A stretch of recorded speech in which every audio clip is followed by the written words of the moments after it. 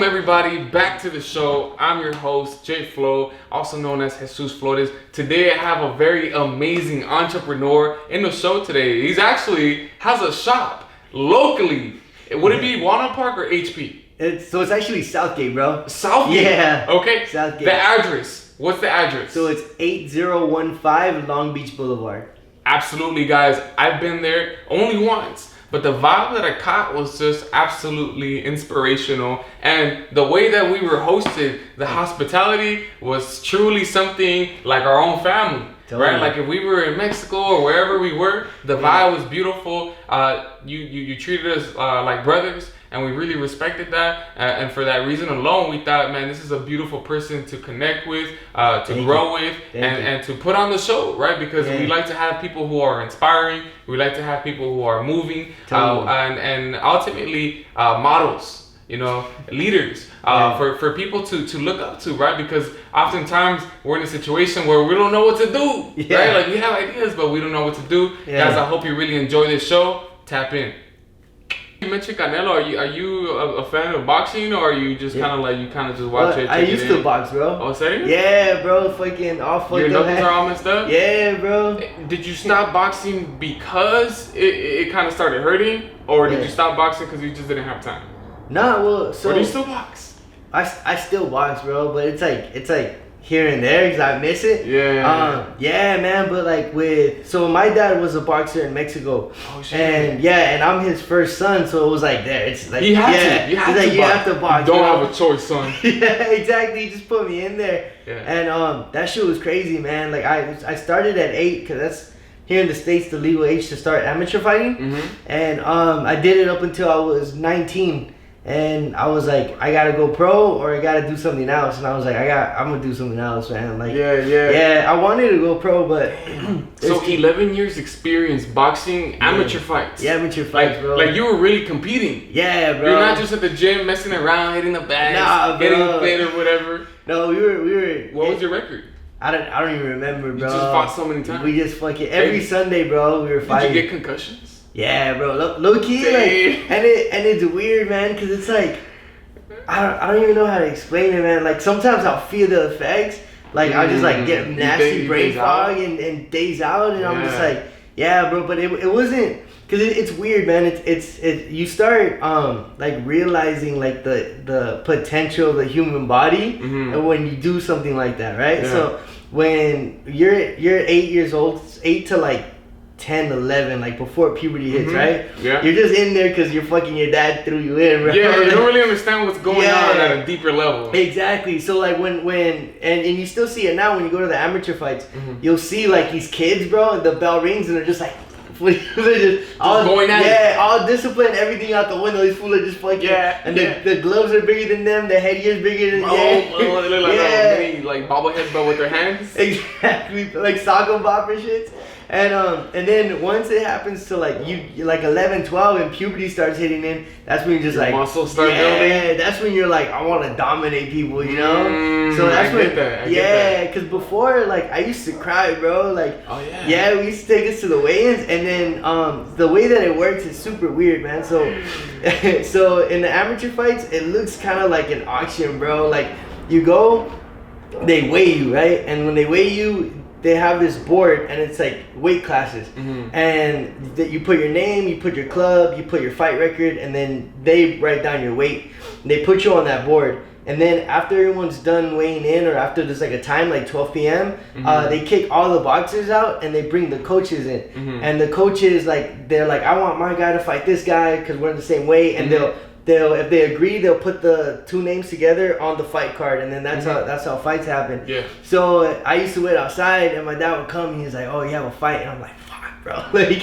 when you were still 8. Yeah, when I was like 8 to like 11, bro. You still hadn't developed the passion for it, or you still didn't develop like the killer instinct. Yeah, I don't think I had the killer instinct, bro. I think low key, I was like a little scared kid, bro. Yeah. I was like, I had like anxiety and shy. I was super shy. Like, really? Yeah, I'm still super shy, but I mean, like I've been punched in the face so many times. It's like what's worse, punching in the face or a camera? I mean, getting punched in the face, yeah, right? Bro, that shit hurts, bro. So I would cry, and and then it was weird. It was like puberty hit, and then I was just like, oh, I'm a fucking man, you know? Like, yeah, and it's just like, all right, so we would do training regimens, and then we get hit with this propaganda, like in the gyms, you see like Oscar de la Hoya looking super tough and shit. You're like, oh shit. So in your mind, you're thinking, I need to look like that. Yeah, you're like, I gotta be like this fool's got like 5 belts, and you're like, I need to do that shit, you know? Right. And then it also helps that, like, you know, my dad and all the other coaching dads were like, you gotta do this, you're gonna be great, you're gonna be a champion, because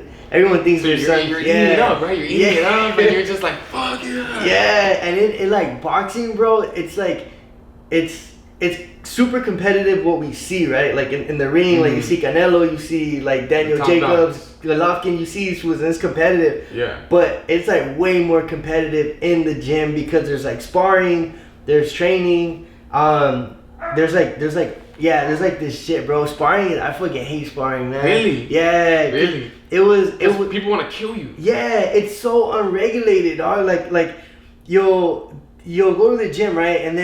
Or another gym. We used to visit, we used to spar in Maywood, in Pasadena, in East Los, like all these gyms, right? Wait, tell me, in Maywood, was it El Azteca? I found Azteca. Yeah, I found Azteca at least 15 times, bro. Okay. Yeah, and then there's a Maywood boxing club. Okay. Yeah, I don't know the street, but yeah, that's where we go to spar. A lot of pros fight there. So you're putting your bendas on and shit. Like with me, I would go to school, eat, and then go to the gym, right? Like that was it. So I would have like a bad day in school, you know, like my girlfriend at the time like threw an attitude, and I was like angry, you know. Right. So I'm like in the gym, like, all right, I'm gonna throw some frustrations out, and then all of a sudden it'd be like, my dad would just be like, Daniel, ponte la copa, and then I'm gonna put it on. I'm like, fuck, bro, I'm gonna spar, bro. Right. So you go and it's unregulated, so it's like a fight, but there's no referee, there's no weight class. This fool could be like his walk around weight right now. That's the problem. Yeah, while if like I'm training for a fight, I'm 160. This dude's like not training for a fight, he's 180, like super healthy. Right. So and there's no referee, so like we start doing like some dirty shit. I got hit with the elbow. I got hit in the back, like. So, but where's the respect though? Isn't it like kind of like, okay, like you both know, like, hey, we're just sparring right now, dog. Yeah, well, it's different now, bro. Like I noticed that too with like Instagram and shit. Yeah. Yeah, because people want to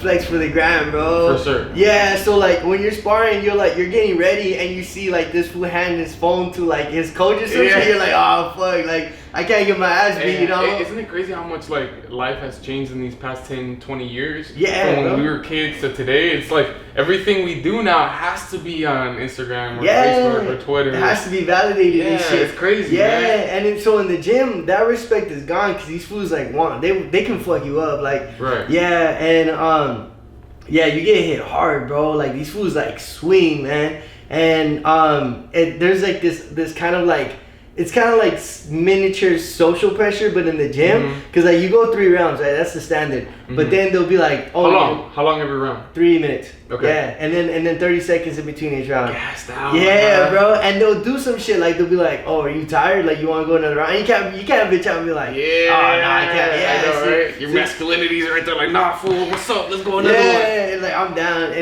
and I've sparred with some professionals like when I was cause my dad's a super like forward thinker, right? Yeah. So he was just like, you want to go pro? Like you're gonna start sparring. Yeah, you're gonna start training and sparring with these pros to see like how it is. Yeah. And I would spar with these pros, and these fools hit like fucking bricks, bro. Like I remember this.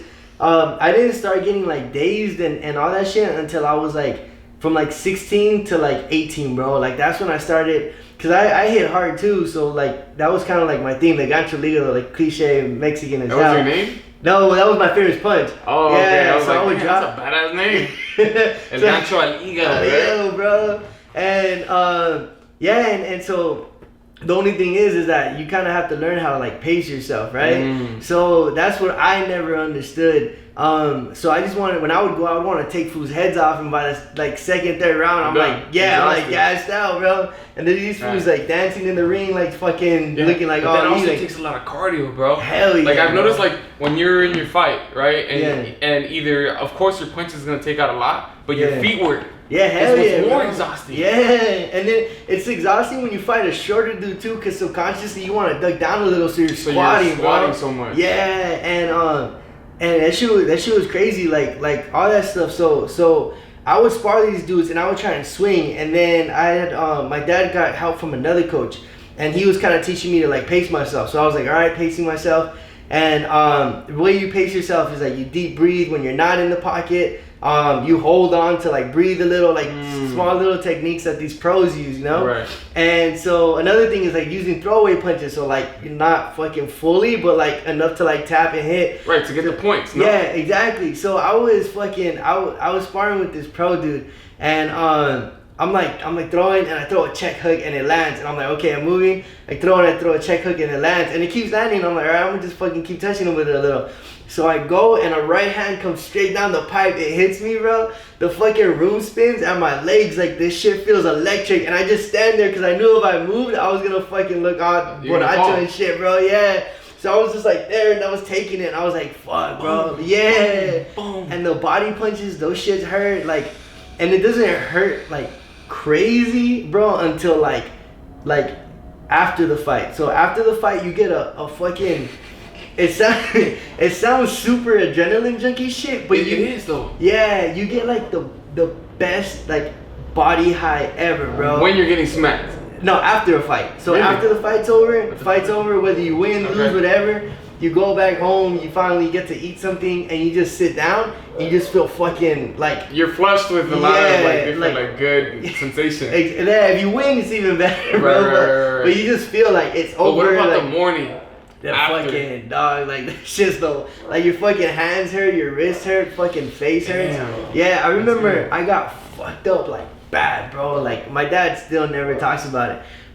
He just tried to erase it. Yeah, my mom has a picture because she uses it against him, bro. She's like, yeah. ¿Te cuando Danny? Yeah, exactly, bro. She bring it up, and like I was like, bro, like my nose was swollen. Like under here, like it looked like it was getting ready to cut. Like it looked bad. Yeah. My like everything was swollen, and I shared a room with my brothers, right? So it was two of my brothers, and then I was in the bottom bunk, and bro, you just hear like everyone's asleep, and you just hear whistling, bro. Like I only like my nose just fucking.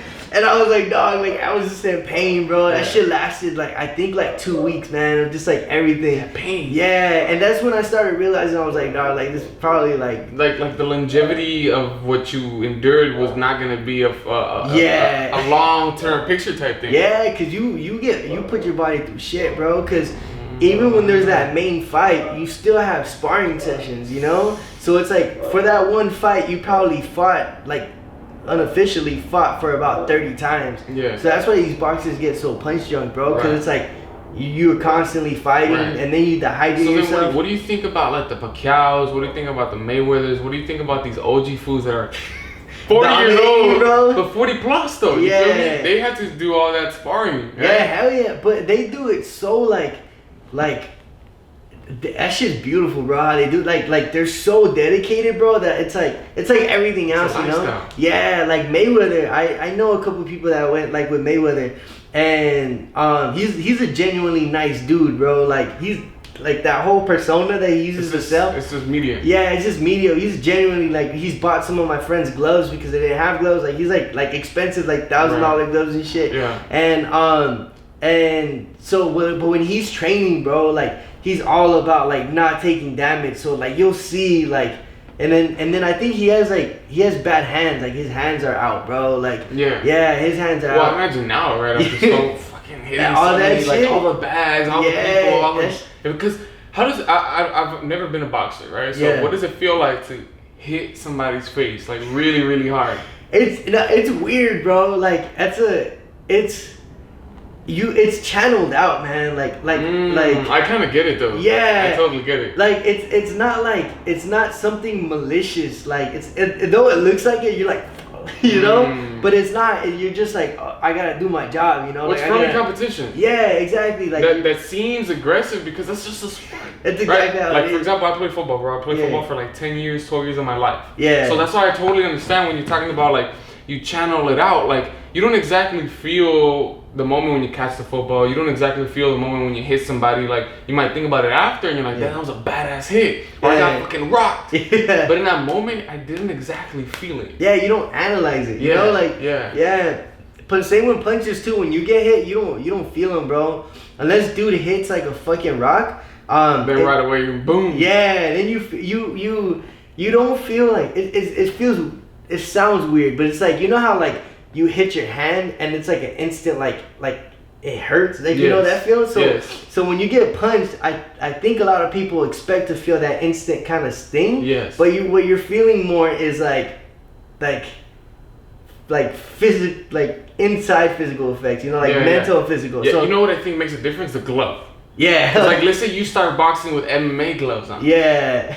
You're gonna feel completely different putazo. Hell yeah. Right? Or bare knuckle. Bare knuckle shit? I'm sure you got down a couple of times right outside the ring. Yeah, I've had. See, that one does feel different. Like, I think that's why people try and compare it. Like, because when you're fighting a street fight, it's like you feel like the knuckle and you feel like the little, like the sting. Yeah, the sting there. But in boxing, when you get hit, you feel like you're fucking. The brain, because it goes all the way to the brain. You feel right? that shit like, rattle, bro. Yeah. So you just feel like a push. And then you're so fucking concentrated on like what you're gonna do next and the adrenaline, bro. You don't feel like what's going on. Yeah, it's like different. Like there was this time, bro. It's in Broadway Boxing Club, and we were fighting, bro.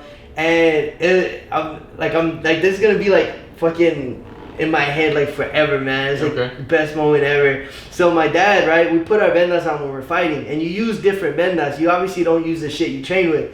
So we put the gauze on the vendas, and the referee's got to check it to make sure your shit's not fucking, you don't got quarters in there, like you're not tampered with before you get the gloves. Right. So my dad's always nervous before my fights, but he was particularly nervous before that one. And we go to get it checked out, and they were just like, no, you wrapped it. Like in the professional sense, we needed the amateur. So professional is kind of like you have like these strings and you put them here, that way the bendai gets pushed back and your knuckle comes out more. So it obviously, because you want that advantage, but in professionals you need more padding. So my dad had to cut it because it already had tape and shit. So my dad's all nervous, my fight's coming up, we don't even have our gloves yet, and I think it's this hand. So my dad cuts, bro. He cuts my wrist because he's so nervous. Bro, I started bleeding like fucking crazy because it's like right here. And my dad looks at me, he just goes like, oh. And then I was just like, put some tape, bro. So we put tape, and he's like, ¿Todavía quieres pelear? And I was like, yeah, ya estamos. And he was just like, all right. So he puts the tape, and I'm fighting, and we go the full, it was 3 rounds for that fight. We go the full 3 rounds. We win by decision. My dad takes my glove off. The white benda's all red from blood, bro. You know, I didn't feel shit. Like, you don't feel any of that at all. And then another fight, when I fought in Heredia, I broke like one of these knuckles in the first round, bro. And I didn't feel shit until like after. After the fight. Yeah, and then after, and then we take my glove off, and my hand's like all swollen. And my dad was like, oh, it'll go away. And then it was still swollen. He's like, oh, it'll go away. And then it turns fucking green, like fucking bad bruising. I go to this hospital by my house, and they're like, yeah, it's fucking hairline fracture all the way down. And I was like, oh, fuck, bro. Like, yeah, but yeah. You feel that? The dehydration was like never my favorite shit though, bro. Like the weight, the losing weight. Oh. Yeah, no, that to me seems like one of the worst parts about combat sports. Yeah. Is that there's these like weight categories where, like, let's say, it's always weird to me because, like, how much do you weigh right now, more or less? Right now, like 170. Like 170. Yeah. That's your natural weight. About walk around weight. Yeah. What did you fight at? Like 140? 135 to 140. Okay, bro. That doesn't make sense to me. You know, like, that's just crazy. Your natural weight is 170, but then you would have to get down to 135. Yeah. But then when you get into the fight, you're not at 135 anymore. Yeah. Well, so that's different. So in professional, they give you, so you weigh in the morning before, and then they give you a full day to recover. The amateurs, they don't. The amateurs, you weigh in, you go eat breakfast, and then you come back to fight.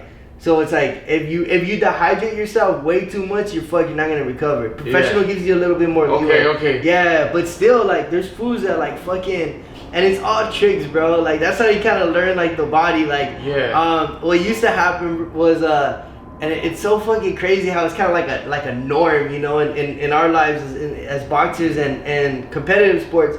Like, we would train, right, and I would spar a lot, bro. Like, we would spar a lot. And that's mentally exhausting, physically exhausting. You're fucking fighting people, you know. Yeah. And we would do that, and then as the fight got closer, it was just like, all right, like, only eat like once or twice a day, like a small meal. Yeah. And then it gets closer and it's like, all right, only eat once a day. And then it got like 2 days away, and then there was like, you couldn't drink water, you couldn't eat. And then the day before, like the night before, was like the worst shit ever. Like no water, no eating. You had to sleep in like sweats and a sweater and beanies, bro. And it'd be hot sometimes. It's a fucking summer. Yeah. And you'd wake up and you had to like, you know, use the restroom, like weigh as much as you could. No breakfast, and then you weigh in, and then you fucking eat whatever you want. But then you couldn't eat too much because then you'd be too heavy for the fight, bro. Yeah. So like maybe like, I don't know, apple juice or some shit, right? Yeah. Well, I learned coconut water, bro. Coconut water like revitalizes you. Yeah. Like super crazy. I remember this one time I was fighting for Cal State LA. And you were fighting for the college? Yeah, for the college. So the college has a boxing team? Yeah, those fools are whack though, bro. Damn, that's dope though. Yeah, so I fought for the college. Is that also by divisions, like D1, D2, D3? Yeah, so it's divisions. What division was it? More like weight class divisions, not like hard. It's all like more together. Yeah. Okay. Wait. So like all the colleges, like all colleges get down, say, bro. This is my 145 class. Yeah. And whoever's the best can compete with whoever's the best. Totally. So it'd be like that, and then they would have like the USC UCLA rivalries, and then we would fight military schools. And I had a fight in San Francisco at University of San Francisco. That shit was super crazy, bro. Cause I came in at 135, so like. I was fucking dehydrated. I was cranky. We took the airplane to San Francisco. We land, right? We touch down, go to sleep, wake up in the morning for the weigh-ins. And I weigh in 135, boom, I'm good, right? Dehydrated as fuck. And then that weigh-in was delayed. So instead of being in the morning, it was at 1 p.m. So I went that whole, and I'm 135, bro, dehydrated. And this dude comes in, right? It's this big old dude. And he weighs in, and he was like 147, and then they're like, this is the guy you're gonna fight. And me and my dad were like, what the fuck? And they're like, yeah, in college rules, we allow 11 pounds, like, within the agreed weight. And I was like, then why am I fucking killing myself, bro? So we had this whole argument, right? And my dad's super protective, so my dad goes, nah, he goes, we're not fighting. So I was like, fuck it. Like I get my coconut water. Fair. Yeah, it's like, then why fucking kill yourself? You why brutally killed yourself to compete fair. Yeah. And this one comes in 20 pounds heavier. Like with the McDonald's bag and shit. And so this food comes in, and so my dad goes, nah, whatever, we're not fighting. I'm drinking my coconut water, like trying to just fucking, see like straight and clearly. Right. And we go check out San Francisco because we had never been. And we go to this Mexican restaurant, right? And I eat this fat ass burrito, bro, because I was fucking starving the whole time. Yeah. So I eat it, and my phone goes off, and I call, and then they're just like, hey man, are you still in San Fran? And we're like, yeah. And they were like, well, we apologize for blah blah blah. We got someone who's your weight. And they're like, do you still want to fight? And I look at my dad looks at me, and I was like, well, we came all to San Francisco for a fight, so fuck it. So I told them I'm not gonna weigh in again. I just ate. And they're like, that's cool, you already weighed in. So I'm like resting for the fight because it's late in the afternoon, bro. Yeah. I feel that fucking burrito, the whole fucking, like, I just feel it heavy, bro. Yeah, because you ate so much after not eating at all. So what happens, right? Your stomach gets smaller and smaller and smaller. Yeah. And you stick a big ass burrito in there. You're like, oh. That shit stretches, bro. And I was like, fuck. So I'm like, and shit was bad, bro. I had to borrow some dude's shorts because I forgot my shorts back home. I had to borrow some dude's coat. Yeah, it was. And so we're in the fight. You borrowed a dude's cup? Yeah, bro. Well, it's not crazy as it seems. So it's not like one that goes direct. It kind of looks like a whole calzone. Yeah, so it like goes up and it like protects your waist too. So there's like an actual like layer of protection like this for your hips. Oh, okay, that's different. Yeah, because in football it's just. Yeah. And nobody uses it, bro. I bet, bro. Like that shit. It's uncomfortable. Yeah. Like when you run, you're like squeezing yourself, and that's just kind of in a way. Yeah. You gotta make sure you don't hit him. Exactly, bro. And so in boxing, it was just like it's your boxers, and then it's like the cup. So the cup is like kind of looks like a sumo thong. Basically. Yeah, I get it. Yeah. So like that, and then you put your shorts over it. And then they check like if your cups aren't too high, because then obviously they can't hit you with body shots because you're protecting. It just has to go at the hip. So I borrow that, and then I borrow his shirt, and I'm in the ring, right? So they announce my name, fucking Daniel Olivares. I go up, then this fool goes up, and we go like this. And as I'm walking back before the ref calls the fight to start, I just feel heavy, bro, and I'm like, fuck. And this whole fight we had trained, because we knew the dude was a naturally stocky guy. So the whole fight we had trained to be nimble and move around. So I'm like, I can't move around with this fucking burrito on my stomach, bro. Yeah. So that in that fight I went toe to toe with that fool. I was like, fuck it, if I go, bro, but I can't fucking move. Yeah, you gotta be your best. Yeah. Like you gotta let go of the game plan, right? Yeah, it's not totally. there anymore. Just kind of feel the situation and go with it. Exactly, man. And that shit, we won that fight too. It was split decision. We won it. And that shit was crazy, bro. Like that. Those experiences are wild, bro. Yeah, but those experiences are beautiful and priceless because you're never gonna get them back. Yeah, no, totally, bro. That's one thing that I always reflect on sports, and it's like, even though we get all these injuries, even though we lose out on all these other opportunities with little friends and messing around, and especially like the little girls, you know what I'm saying? There's so many learning lessons that you learn in your sport. Yeah. That for me, football always taught me perseverance. Yeah. And fighting hard. Yeah. And never giving up. Yeah, totally. And having to go up against the guy that's bigger. Because in football, there's no weight class. No, hell no. You're a skinny fool. You're a skinny fool. Oh, well, dog, you chose to be there, right? You get these 200-pound running backs, and in high school it was 145, and I'm looking at it, and I'm like, I guess I got to go low. That, bro, just get the fuck out, bro. But it's beautiful, you know, like, that's why, bro, I love sports, and if I ever have children, I want them to play sports. Yeah. Obviously, that's a question, right? Like, how much can we pressure them? How much can we allow them to, like, be themselves? Yeah. Because what if, you have a little girl or a little boy? A son. Okay. Yeah. Okay. I couldn't tell. But do you want him to be a boxer? That's the thing, though, because it's like, it's like one of those things where you're, like, in that situation, right? Like, I'm like, oh, like, my son's gonna, when I was fighting, I was like, my son's gonna be a boxer, you know, blah, blah, blah. Like, my dad made me a boxer. And then my son was born, and I held him. He was, like, super vulnerable, and I'm like, oh, you're so fragile. Yeah, I was like, oh, what the If you fall right now, you'll die. Yeah, bro. And so then I started thinking, I was like, well, why the fuck did my dad see me like this and put me in boxing, you know? Like, why did he throw me in there? What the fuck is wrong with you? Yeah. But then, like, I started, like, reflecting, like, what it was, and, like, because that was kind of, like, what my dad, all he had to offer me, you know? Like, so, his knowledge, right? Yeah, and, like, cause, like, that shit, because my dad was obviously, like, he had a different, like, upbringing and all that stuff, and the thing that he could give to me that he valued was boxing. That makes sense. So, and then I'm like, all right, like, I put value to that. And then I started thinking, like, kind of like what you brought up, like, the memories and the life lessons you learn, and I was just like, well, maybe I'll do that, just not fucking starve them, you know? Like, right. Because there's a lot of life lessons that I would like my son to learn, and that boxing taught me, like, or things that I can use in situations, like when I go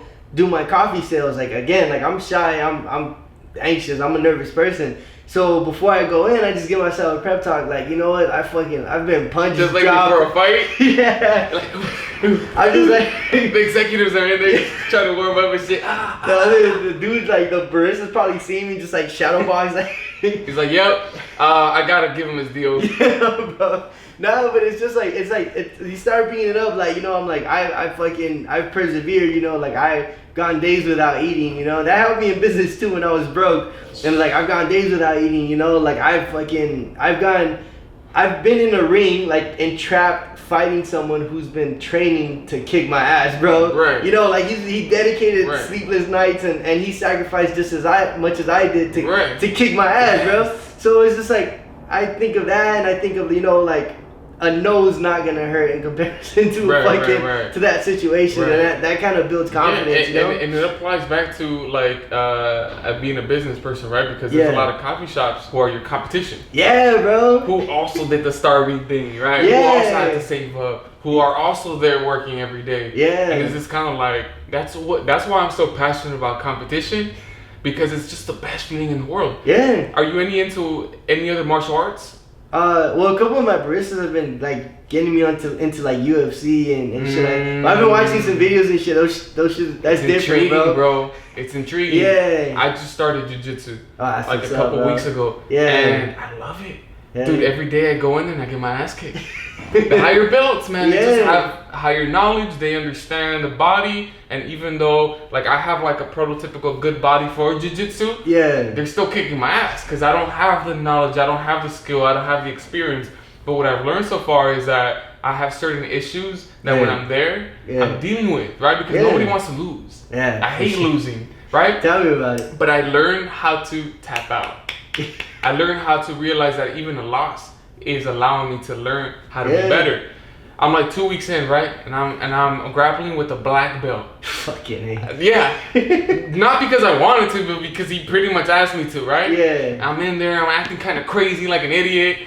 Dude, he locks my arm. Fuck that. And in that moment, with the knowledge that I have now, I would have tapped. Yeah. Dude, I tried to get out of it, I dislocated my shoulder. Again, bro. Exactly. Yeah. But now I learned, right? Keep your elbows tight. Make sure you're not acting like a dumb monkey, right? And don't go against a black belt. that's the top one, bro. Exactly. But again, right, like the idea of like martial arts, competition and engaging with it and just making sure that you're there 100% every single day and working out, bro. It keeps you healthy. Like, bro, every day I'm in there, I'm drenched.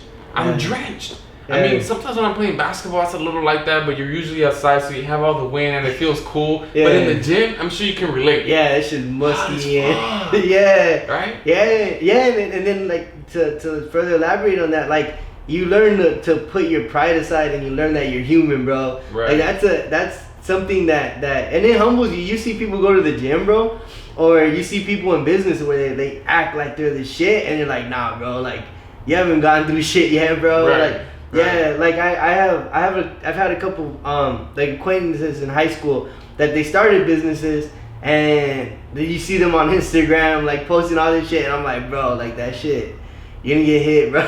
Like you're gonna get hit hard with the kind of mistakes you're doing and well, what mistakes are they doing? Well, a lot for the people that are listening to this and they have their own ideas, they want to start some shit. Yeah. What mistakes are they doing that they shouldn't make? What is it? So there's a lot, man. Like there's like learning the difference of like what, and this is all mostly from experience, but learning the difference between a good investment and a bad investment. Learning when it's time to like budget or learning when it's time to just like go all out and like not be scared. Because what happens with a lot of these people, a lot of these businesses is that they start with fucking everything, and that's like the worst thing to do. You know, like they'll invest like $200,000. Because they're gonna get all this fancy equipment because they saw it at Starbucks, you know, and all this shit, right? And it's cool and it's nice to see that, but it's kind of like, you know, you're that's like buying like, you know, boxing shoes because Mayweather wears them, you know, like it doesn't if it doesn't. You just got started, dog. Yeah, you ain't Mayweather. Yeah, exactly. And like I've seen coffee shops where they're like they buy all these like fancy espresso machines and they buy all this equipment, and then they like within a year they become dust collectors because it's like. You set up in that neighborhood, they're not gonna respond to all of that shit. Like there's a reason why this coffee shop has that because people want that. You don't know what people want here yet, you know? Right. So like that's what happened with me. Like I had a lot of people when I wanted to start my coffee shop, they're like, all right, you need this espresso machine, you need this, you need that. And it's like cool and I got it, but it's just like I'm in the area that I'm in, I know I'm not gonna need that yet. You know, I'm not gonna need because like, of the clientele that would be going in. Like I'm not gonna need a cold brew like drip tower, you know, like and the way you realized that was just by using your own common sense. Yeah, totally. So I started super small, and like I didn't have like shit. Like the walls were bare, the floors were just kind of like cliche. I had like a basic grinder, the like, basic espresso machine, and then another grinder for like the pour over coffee. So it's different grinders. And that was it, and people would come in and they'd be like, you should put art on the walls, and I'm just like, okay, like if I get enough of that, I'm gonna put art on the walls. I thought about that. Yeah, and it's just like what kind, and I would ask like what kind of art and things like that. So it's just like, you know, you gotta adapt to the clientele. Right. Yeah, and I feel a lot of what that is and then it's everything always ties back to boxing, but like putting your pride aside, right? Mm-hmm. Like saying I don't know it all, like kind of like you went up against a black belt, and then the fool made you tap out, and you're like, oh shit, yeah.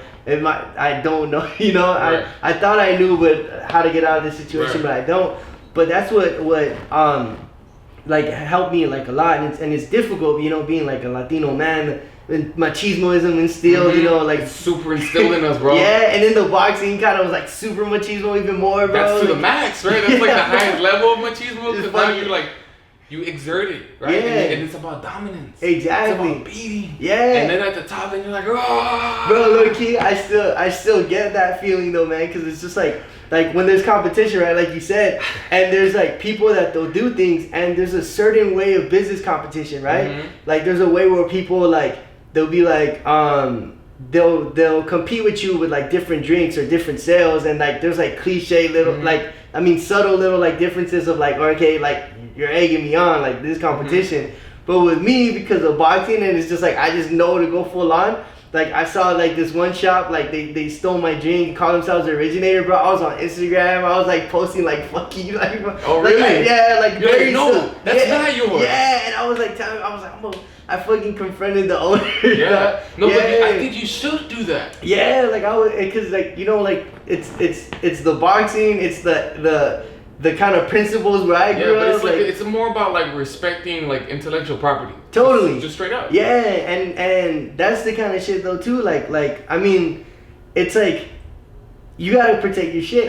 Yes. Yeah, yes. and you go, and then you start seeing like which ones are kind of like the wheezy ass foods to like weed out and shit, like street knowledge, bro. You know, like you'll know like this fool's gonna try and get at your girl when you're not there. Yes. Shit like that, bro. So same with business, like you know this fool, if you get him into like if you tell him some ideas, you know he's gonna run with that shit. Right. And you start learning some shit, and yeah, man, like it's crazy. The business world ties into a lot of like combat sports and that's why I strongly believe that. Well, there's a lot of evidence, bro, that Division I athletes usually become some of the best. Like, not necessarily entrepreneurs, but best leaders. Yeah, totally. And it applies a lot to that competitive spirit. Hell yeah. Like, you want to be the best. Yeah, bro. But then in certain fields of life, you got to figure out how to be the best. Yeah. Because you can't always be the dominator. Yeah, you can't just pull up on every fucking store like, yo, fuck up. Just pull up to Starbucks and be like, where's the manager at? Just to put the gloves on. The vendor's putting them on, but I just want to talk to you. Hey, whoever wins, bro, wins the espresso machine or whatever, you know? That is, look, yeah, fucking. That'd be so funny. You'd be like Starbucks already, dog, that big, you know? Just fucking taking over, but I take that like store. Like a conqueror. Yeah, man. Oh, man, coffee imperialist. That'd be funny as shit. Yeah, but a lot of that shit, like, uprises, though, bro. Like these feelings, like this boxing feeling, and again, like, with being I'm gonna close that real quick. Yeah, for sure, man. Cutting the grass. Yeah, and then, just all out, bro. Sounds a little better. Yeah. Yeah, and then with being a leader, so it was different in like with boxing, right? Because boxing, it's more of like a lone sport in a sense. Like it's like, and then if you're not like, if you're with the team, you're being told what to do, low key. Like it's not. Yeah, like they're in a sense your team, and they whether it be diet, whether it be sleeping, whether it be whatever, right? Yeah. So it's like when you're training, it's like, all right, coach, what do I do? And then you're in the ring, and you apply that shit. So when it comes to leadership here, like with me, like because of boxing, I'm not that much of a team player, like as a comparison to like a soccer player would or a football player. Yeah. Like with me, it was just like I fucking, and then the machismo shit. Do everything yourself. Yeah. So I was like, I gotta do all this shit. So I gotta run the Instagram. I gotta do this. I gotta do that. Right. And it was helpful at first, like budget wise, because I wasn't. And then once we started growing and I started like hiring, I'm like, all right, I need this guy to do sales, and I need this guy to like, I gotta let go. That's when you start realizing you're like, oh shit, bro. Like I was making it harder on myself. Ego, bro. right? Yeah, and you're just like, okay, and then you see like this dude made a sale, and you're just like, oh shit. Like at first I'm like, why are you making sales for me, dog? But I was just like, yeah. But those are just personal issues, right? Yeah. That you're just like trying to like that you're just kind of like deflecting, and then you're like you're all in your own head, that you don't realize that people can actually be a benefit to you. Yeah, and then you get like these suggestions from people. Like before, people would be like, you should hire someone to do this, and I used to be like, well, they can't do it like I do, and it's just like it's like again that pride shit, and then it actually, that would be another advice that I give an entrepreneur is like, if you allow someone else in or allow somebody to do something, you might see another perspective in it, you know? Kind of like, again, boxing, right? There's the guy outside the ring, there's the guy inside the ring. So like, there's so much going on, you might not be able to see that every time he throws the jab, he's open for a left hook. Right. But the coach, he sees that shit because he's like, it's not that hectic and crazy for him. So that's kind of like the shit. And that's why you hire a coach, right? That's why you hire other people so that they can guide you. And what you can't see because we only have two eyes, you have another set, and they're all seeing from a different dimension, and then they're gonna be able to be like, I see your weakness. Totally. Right? Yeah, and that's exactly how like what needs to be done. That was a big one for me, like being like a team player, bro, low key. Yeah, man. Would you say right now at this moment you've learned to become a good player, or do you feel a good team player, or do you feel like you still have a long ways to get to your ideal position as a leader? Well, I feel like I've came a long way. There's always room for like improvement. Sure. But I started like with the coffee shop, like I give myself shifts in the morning, in the afternoon, in closing, so that like I can see from like the barista's perspective, and I can be in the trenches too. Like, okay, the morning's a little busy, maybe I should like take it easier on this guy, you know, or like the afternoon's not so busy, so maybe like I should assign like cleaning for this guy, you know, like so it's like it's and then I see like the negative effects too, like okay, I know for sure Monday mornings are hectic, so I should probably give Tuesday mornings off for this guy because that shit was kind of wild, you know. Right. And then I learned to like another thing too was take feedback from because from your employees, because a lot of people have this kind of thing like, I'm the boss, don't tell me what to do, like my employees can't tell me what to fucking do because they're my employees, I pay you guys. But these fools have a lot, like they work for you, they're there and they're I don't like saying work for you. It's kind of, it feels negative to me, you know? Yeah, it's a little weird to say like, I'm the dude and everything goes through me. Yeah, so, but they're so you say you work together. Yeah, we work together and they support the business, right? So they contribute a lot to it. And they and so they see certain things that need to be done here, certain things, or they get feedback from customers that you might not be able because you're not there working. So they probably hear every day from a customer like, damn, this is expensive, you know? So then they'll shoot it to you. And then I had this one, I was working with this bakery, super expensive, and obviously those prices trickle down. What's the name of the bakery? So it's called Merci Clement. And okay, never heard of it. Sounds fucking expensive. Yeah, so it was out in Beverly Hills, bro. Ooh, yeah. So I had them because it looked really nice. It was really presentable. Right. So obviously the prices trickled down in order for me to make some money back. So I remember waking up to a text from my barista in the morning who gave me a whole fucking speech, like a whole text, and he was like, we pride ourselves in being like serving quality and being more affordable, and it's just like, and you raise the prices, like I feel like this is unfair to our customers. I've been hearing shit, and I read it, and I was like, fuck, bro. And then I read it and left it unread because I had to go do something. Then I get another text from him, and he's like, hey, bro, I didn't even step on your toes. And then I go to the shop, and I was just like I told him, I was like, bro, like, thank you, you know, like, and his homeboy was super shocked, like, what the fuck? Yeah. But I told him, I was like, I appreciate it, like, sometimes I need to be checked, you know, right. like that's kind of like the thing too, like, a lot of people kind of try and instill, especially as business owners and like leaders, you know, like instill fear, like, don't put me in check. Don't ever talk to me like that again, or you're fired. Exactly. Like, don't fucking, like, I know what I'm doing. You're just a worker, you know. Right. And I feel like that should be like, it should be open. You should be very open to things, because again, like, imagine a boxer, bro. Like, the coach is like, he's open for the left hook, and you're like, nah, fuck like, you. No, I'm fighting, dog. Yeah, like, fuck you. I fucking trained for the right hand. That shit's going in, like, you know. Right. It's dumb. Yeah. It doesn't make any sense. Yeah, if you start applying it to other things, like, it won't, like, fucking, like, or if you go to school and college and they tell you like 2 + 2 = 4, and you're like, nah, fuck you, bro. Like, it feels like 5 to me. You're like Radiohead, 2 + 2 = 5. Yeah, it's just like everyone else taught you 2 + 2 = 5. And you're just like, nah, fuck you. It just feels right. Like, it's dumb when you apply to other shit. So yeah, like, I feel like, again, that's advice, I guess, number 3. Right. Yeah, to be very, very open and open to critique. Like, it might be hurtful, like, you know, it might suck to tap out every once in a while, but you need to get checked, bro. Your coach needs to tell you, like, stop hanging around you know, the casinos or yeah, you know, like do some shit. Like you need that shit, you know. Right. How do you when you first started, right? You obviously talked about how some people are spending about $200,000 to start it up. Yeah. Is this like straight up loans for certain people, or did they just hustle super hard on the side and just saved up? Yeah. I think the question I'm trying to ask is like, what is the best move for people who want to get there? Yeah. But are obviously living a lifestyle of struggle. Yeah, well, that's something that I get. Like a lot of people ask me, and I feel like so there's certain benefits, right?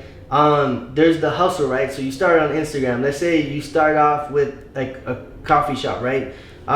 So you start off with like a pop-up. So just your table, your little espresso machine, things like that. And wherever there's events, you'll be like, hey, I'm gonna go, even if it's for free, you know? Right. Hey, I'm gonna go, I'll sell coffee or I'll give away coffee. Things like that. And in this day and age, tying back to Instagram, you can get a lot of followers. Even if they're just scattered out, you're still getting the word out, you know? You get a lot of followers, you can get a lot of press, like people like, oh shit, I've seen you. You get like kind of like a cult following if your stuff's that good, or if you keep going to the same place. And you make a little money on obviously with that. But you get that cult following so that when you open, you don't get that fucking struggle where everyone's just like, what is this, like, you know? Like it's just like another weirdo opening up another shop that I'm never gonna go to. Like I might stumble in, but so you get that. So I feel like that's like one way to go, you know? And then you can, it's super affordable. Like you can make a coffee cart for like $2,000, you know? You can make a just like a quinceañera table and a fucking drape over it, and then your espresso machine, you could get a super cheap one again for $2,000. You get a 5-gallon water jug, a water pump, and there you go, bro. So you can do that. The only thing is that you won't make like $40,000 doing that shit. You're not gonna be over here flossing money like that. Yeah, exactly. And then there's a lot of like stuff, like if you have a day job, it's gonna be tiring, like putting everything in the van and then like all that shit. And then so that's that thing, like you have the following. The other thing is getting a loan out. But the problem with the loan is that like it's like make or break, right? So the loan is promised like 100%. Like you fucking sold your soul for that shit. Right. But like your business isn't, bro. Like you can set that business up and for some weird reason, like literally the next day the news could be like, hey, fucking coffee causes cancer, and you're fucked, you know? Right. Yeah, but that loan is still there. And so that's another thing. It'll help you out, and you can build stuff up, but it's a little bit trickier. So like I would say like combining like those two things, like starting off with like a small loan and then doing like little pop-ups here and there. Because you need to know if you're successful from the beginning. Yeah, totally. Right? And if you like, let's say you get a pop-up right now today, you got the idea, no excuses anymore. Nobody buys your shit. That's already a bad sign. Yeah, no, totally. Or they try it in front of your face and you see that they're like, ugh. Right? Fuck it, or they run to the restroom or something. And so that's like another benefit too. Like you get that trial and error kind of thing going on. And I've seen like there's this shop by my house in Echo Park. It's called Burgers Never Say Die, I think, some shit like that. And so the guy started making burgers in his backyard, and he started getting fame. Like a lot of people started seeing it, started buying it. So then he took out a loan and he started his business, and homeboy's like fucking popping. I think he only has a couple months open, but he like paid back his loan already. But that's because he started the cult following. Yeah, you gotta start like some kind of cult following, because it's like this day and age, bro. You need some sort of following, because and I've seen it before. Like we'll go or I'll do like these networking things, and I'll be like, yeah, my name's Daniel. Like I own a Cielito Cafe, and they're like, oh, cool. How many followers you have? And I'm like, oh. That's such a fucking weird ass question. Yeah, it is. I honestly, like, that's what I don't respect that question. Yeah. I don't respect that question, but I understand it from the perspective of like business and networking and all that bullshit. But see, that's the part where I kind of draw the line. Yeah. Of like what's genuine interaction and what's fake interaction. Yeah, totally. It's like, let's say I know you got a girl or whatever, but like, let's say you're dating, right? You're in the dating scene, and the first question a girl or guy asks you is, what job you have. The fuck? Yeah, what does that matter? You know, like you trying to get to know me, or you trying to know what I got in the bank? Exactly. You know? Yeah. That to me, I would be grossed out by that question, and I'd be like, that you're someone that I don't want to work with, even let's say you're celebrity status. Yeah. You got 1 million followers on Instagram. Yeah. And you guarantee me to like post something about me to heighten my exposure. Yeah. But if that's the way that you think, I'd rather not mess with you. Yeah, no, totally. Because there's people that, and they've done that too. And I've called them out. Like, they'll message me and they'll be like, hey, pay me $300, I'll show up, I'll do a video, and you'll get a bunch of followers.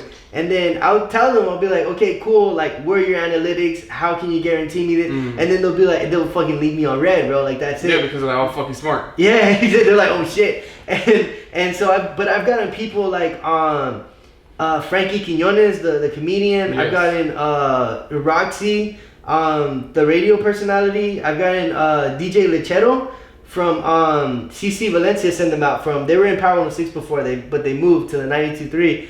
And genuinely, bro, they're just like, we'll help you out because you're a Latino business, like that. Like, we don't care about the followers. Like, we'll support you. We'll send how many people you get, and you get that vibe from them. Because then it's not like, oh, we'll send you $350. I mean, send me $350 and I'll get you guaranteed followers. It's just like, I have a following. I want to post this. Like, I want you to succeed. Yes. And that's where shit gets different. And yeah, that's what I do with Cielito too. Like, wherever like I see a vendor or something, like, I'll post them and I'll be like, hey, check these dudes out, or shit like that. And that's where it comes in handy. But I mean, when it comes to like the follower to like money ratio, bro, it's way inflated, bro. Yeah. Like, I've been to places like and I go in to sell coffee, or I just check them out, bro. They've got like 135,000 followers. It's fucking empty, bro. Yeah, like, it's fucking dead. I know a place that has like 12,000 followers and they're going under. And it's just like, you that's why it's so important to check places out. You see this and you're just like, oh shit, like followers maybe isn't that. It doesn't really matter. Yeah, cause you could get fucking 12 million followers from Thailand, but if my shop's in fucking Southgate, what does that do to me? Where are they gonna be buying your shit? Yeah, exactly. Yeah. And you'll start seeing that, and there's again that social pressure of like following. Because I remember with me, I was like, I don't have that many followers. Maybe if I had followers, I'd have more exposure, and I'd have more business. And then I started checking out these places that like bunch of followers, but just no money. And I'm just like, oh shit. That's when you realize that it's more of an illusion. Yeah. You know, and then there's the people who buy followers, bro. Yeah, I know some people. Yeah, and I was gonna say, these 12,000, 30,000 that have no people in there, they probably just bought them on Instagram. Yeah. That's why they're from Thailand. Majority from India, bro. Exactly. Yeah. So that's why, bro, even though, for example, like even my Instagram, it's really small, right? Yeah. But they're all real people. Yeah. They're all real people that I've interacted with, that I've known before, that if I see in the streets, I'll say, what's up? Yeah. Whatever. Yeah. Right? But the point is that I value more like the real human interaction versus something inflated, fake, illusory. Yeah, right? that's just there. Yeah. Yeah, and you'll notice that too, like, because we had gotten a bunch of followers recently. And then we post videos and we post like they ask me a question and we start getting interactions and we're just like, okay, like these guys are genuinely so out of like the 8,000 followers that we'll have, we'll probably get like 300 or 400 people actually interacting, and it's like, that's awesome, bro. Yeah, but it's trippy because like, where the fuck are the rest of these fools, you know? Right. Yeah, because you'll start seeing shit like, okay, like where like you start noticing like, okay, where do I fall on like people's priorities, and then Instagram's analytics, low key, like if you get obsessed with it, you hurt your feelings, bro. I don't pay attention to it. I don't pay attention to the YouTube analytics. I don't pay attention to the Instagram analytics for the same reason, because some of these behaviors become obsessive. Yeah. Right, and you start losing track of the bigger picture. Yeah, totally. For me, for example, creating content that matters, like whatever. Let's say only 5 people listen to the whole thing. Yeah. Those 5 people are gonna be moved. Yeah. For sure, without a doubt. Yeah. Versus saying there's 20,000 views, but people only saw it for 20 seconds. Yeah. People just comment like shitty. Exactly. Yeah. And right? And that's what it. And I was low key like I was when I was going through that phase of low key like looking for like followers and stuff, I would post these content. I would even be like, bro, maybe I'm posting too much, bro. Like I annoy myself, and then it was super crazy. Like I posted this one video, right? And it must have been like 2 years ago. And you remember Pimp My Ride? Yes. Okay, so you remember Exhibit? When you go like, it's like X to the Z Exhibit, bro. Yeah. So I was like, I'm gonna fuck around and I'm gonna do C to the O Cielito. Okay. So I was like, hey, what's up, guys? C to the O Cielito, and that shit blew, bro. People, really? Yeah. How many views did it get? Well, like the people reacting to it, they're like, oh, we like C to the O Cielito, like all this stuff. Okay. So then every time I start like our Instagram stories with it, you'll see like, hey, it's just C to the O Cielito, and people love it, bro. It's weird. And just, you know what you did so like cleverly there? Yeah. You utilized something that was already popping and you turned it into something that's yours. Yeah. But so like, think what happens like subconsciously is like you're already drawn to Coca-Cola, right? Yeah. So when I thought about Crenshaw, right? The marathon, right? Nipsey, his shirt, it's Crenshaw. Yeah. Well, those letters are the Coca-Cola letters. You know what I'm saying? Bro. That motherfucker was smart because he thought he was always thinking about how to become contagious. Yeah. Right. In fact, I strongly recommend you read that book, bro. I think it's gonna like help you in your entrepreneurial endeavors very, very much. Yeah. By Jonah Berger, Contagious. Okay. He breaks it down to the core about what he thinks. Through a lot of like evidence and data that will get your shit out and will basically make it blow out. Yeah. Right? There's so many strategies. I think it'll help out a lot. But anyways, you know, when Nipsey released like all the books that he was really inspired by, that was one of them. Yeah. And then I was like, that fucking makes sense. Yeah. You know, like Crenshaw, that's Coca-Cola. Coca-Cola was highly addictive when it had Coke. Yeah. Right?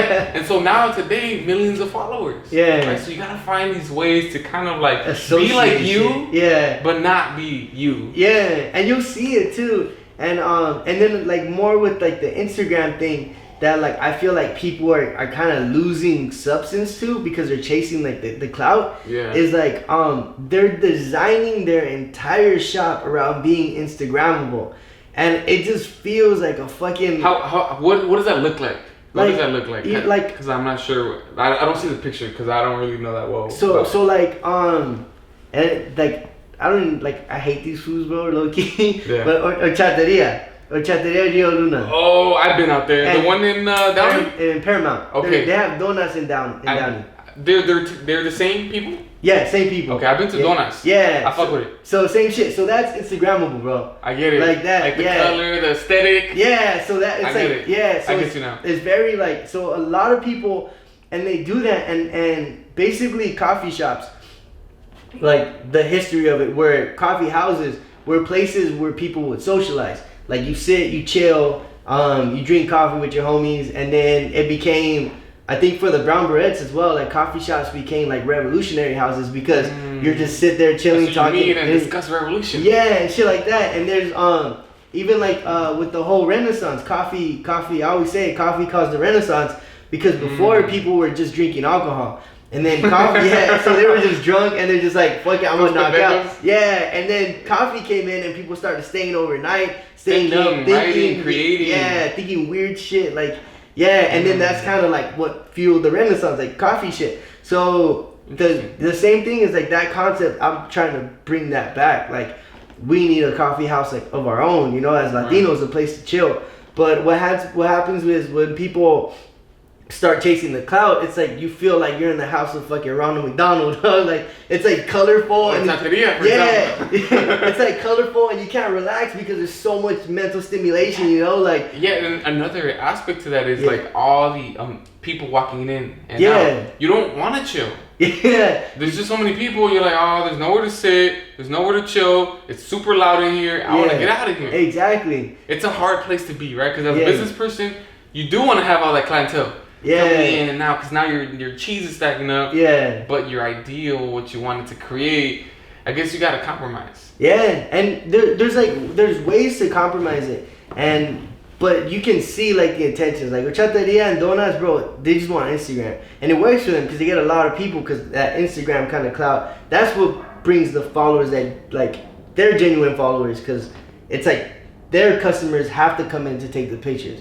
that's kind of like the ingenuity of it. Like, for sure. Like it's just basically word of mouth. You know, word of mouth is the most important aspect of getting yourself out. Totally, because then people in the community talk, and then people outside of that community to another community talk, and that's where I respect them for it, that they actually that they made that happen. Yeah, that they made it happen. And but the only thing is that like shit starts like losing substance, right? Like for example, Frida Kahlo, right? Like the Frida Kahlo is like, she's like this symbol of like, you know, of everything.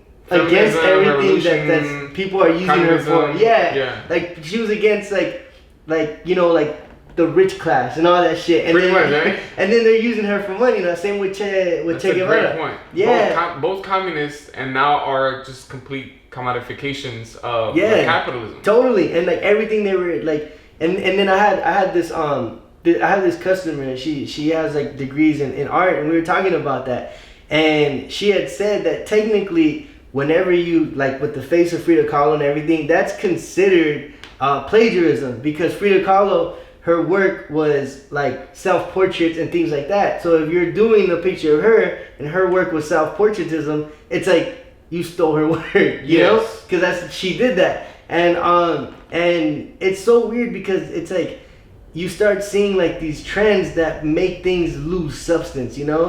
Because people are gonna see Frida Kahlo on the shirt and be like, oh, that's the chick with the unibrow, you know? Like, or that's the chick that Mexicans like. But it's like, it's not gonna get them to be like, oh, that's the chick and I wanna read up on her. It's like, I want her on my fucking t-shirt, you know? I get what you're saying.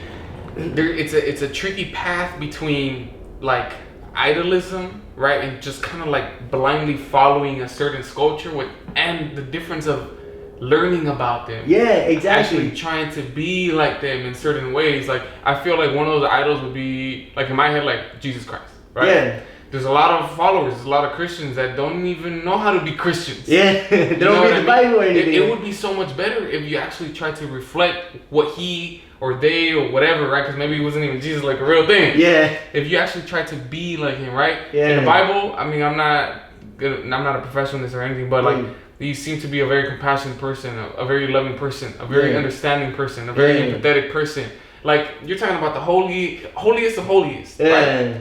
To never ever ever judge anybody, right? There's one beautiful story where there's a sex worker, right? Yeah. She's walking down the street, and all the holy people are like, oh, she's trash. Yeah. She's a piece of shit. And then Jesus, that fool goes up to her and starts talking to her and cleans her feet with his hair. Yeah. With olive oil. And to me, that was one of the craziest stories, right? Because you're like, if you're really about it, you do certain things. You don't just like look like it. You don't just talk about it. You know what I'm saying? You don't wear the pendant. Exactly. And so like I remember, and I think when I was in middle school, that was around like from 2005 to 2008. That's when the Che Guevara shit was popping, like the shirts and stuff. My homie had a shirt, right? He didn't know shit about it. He just had it. It just looked cool. Yeah, and bro, this dude goes up. We're walking home. This dude goes up and he goes, I fucking hate that dude, bro. Like straight up, because in Echo Park there's a lot of Cubanos. So we're walking home and fool goes, I fucking hate that dude. And my friend didn't know how to respond. He was just like, oh man, I'm sorry. So he said, but I do it like, and it's just like, dude, like you can't just walk around with some fool's face. Like what if history gets erased and you're walking around with Hitler's face, dog? Like, just because it looks nice, and then some guy's just like, yo, I fucking hate that guy, and you're just like, why? What did Hitler do? Why? It was the mustache, like.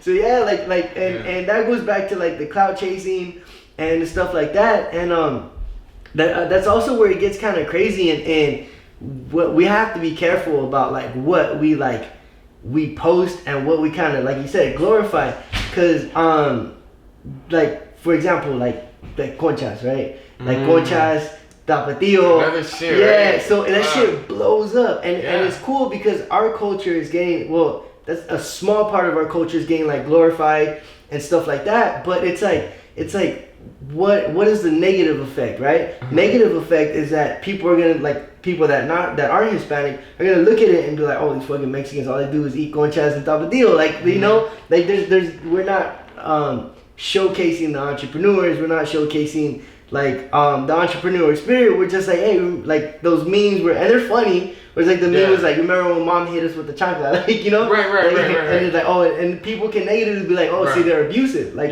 you know? So that's where I feel, and when I talk about that stuff and when I bring it up, I'm kind of treading on like super muddy waters because of the business that I'm in and how I'm catering to Latinos. A lot of people that I work with, they make their cheese off and their money off fucking things like that. Those things like that. So it's like double-edged sword kind of thing, you know? But so I feel like there's a good way to go about that. Yeah. You don't have to be a dick.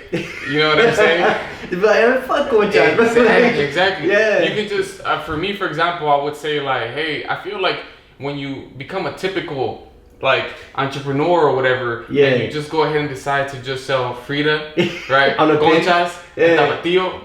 Now you're cheapening like the significance of your own self. Yeah, totally. Right. I would question and say like, where's your originality, or at least aspiration to originality? Because I don't believe that there's any original human beings. Unless you're like maybe like I don't know, like a Jimi Hendrix or some shit, right? Which is like the 1% of the 1%. And so everybody else, we kind of just learn from each other. Right. I think I'm a monkey, right? Like I picked up everything from somewhere somehow, and I'm just kind of reflecting what my society is. Totally. Whether subconsciously or consciously, but that's where I'm at. So I would try to have like those frank conversations with them. I don't think it's gonna work because it's so entrenched at this point. No, it's deep in there, bro. Like it's very like, cause you'll go right, so you'll go to these events and there's just like conchas or a shirt that says like I you know, I don't know, something, a clever line with a concha in it, you know. And I appreciate it like as a Mexican American that the culture is out there, but then it starts getting watered down because it's just like, all right, like there's a concha.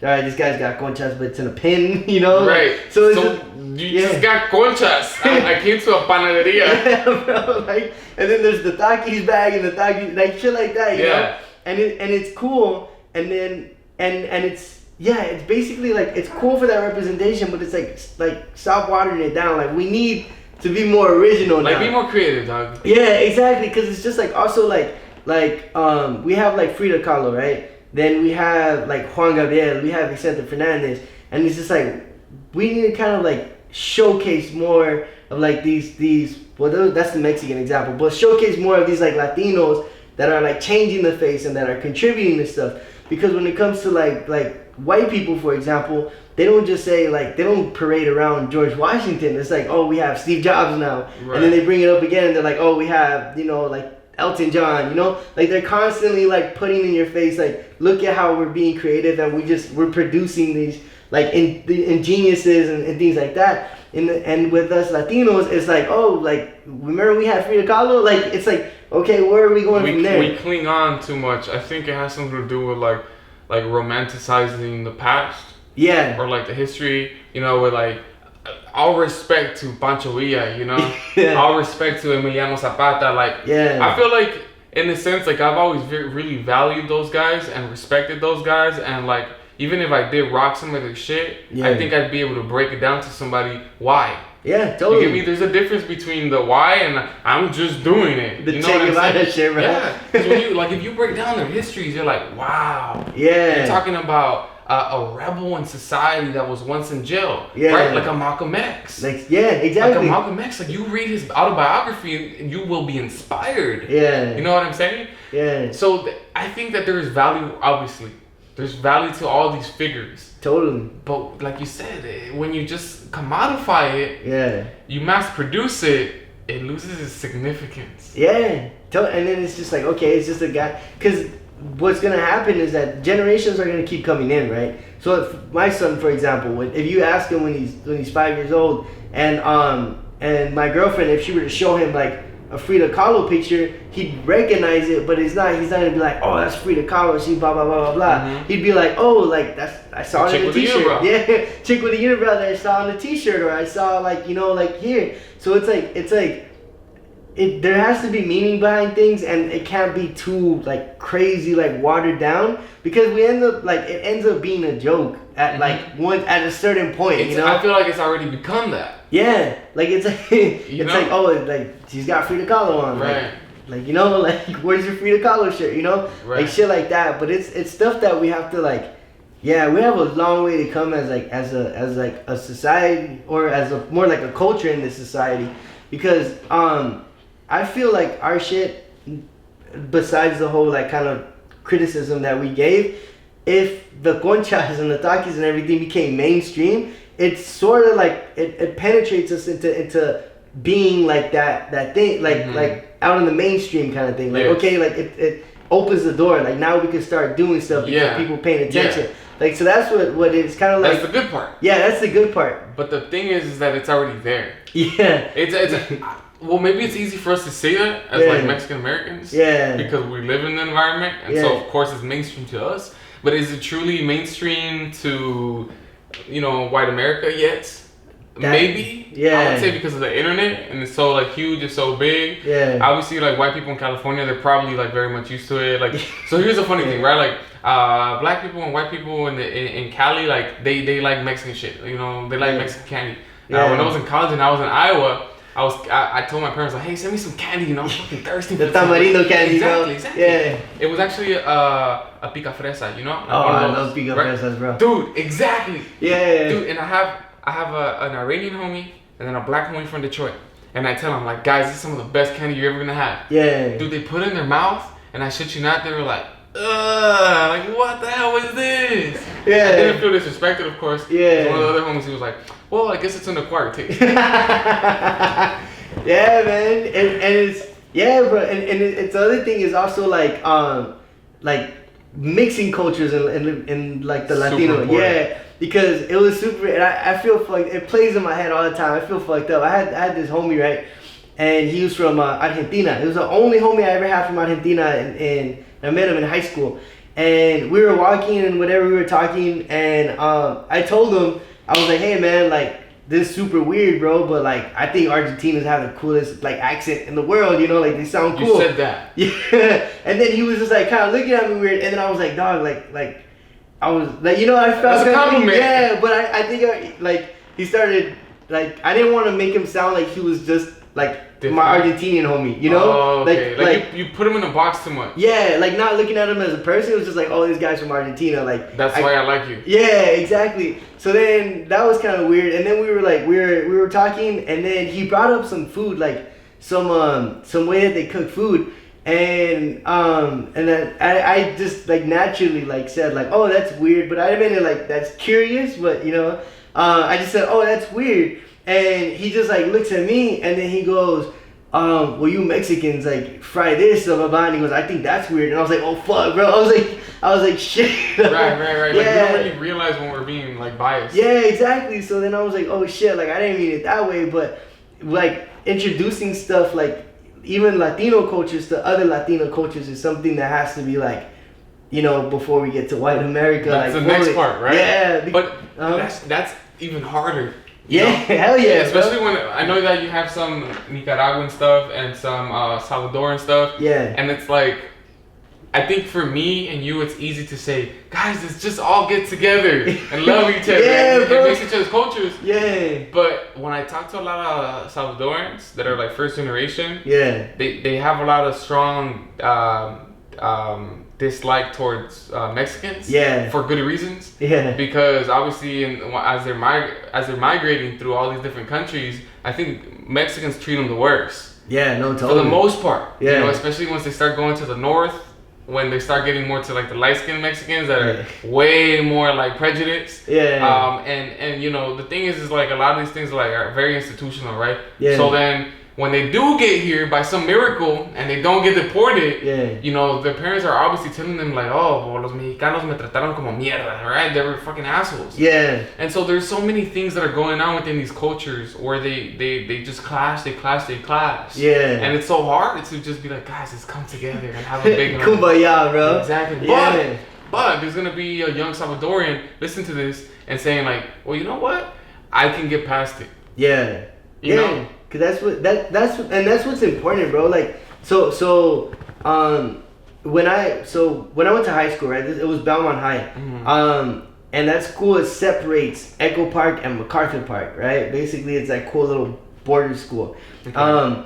Echo Park is majority Filipinos, Mexicanos, and Cubanos. Like there's not very much Central Americans on that side. Okay. And then on the other side of Belmont, it's MacArthur Park, which is like known for being the Central American like refugee point when there was the Civil War, when there was the Nicaraguan War. Like there's a lot of Central Americans all over.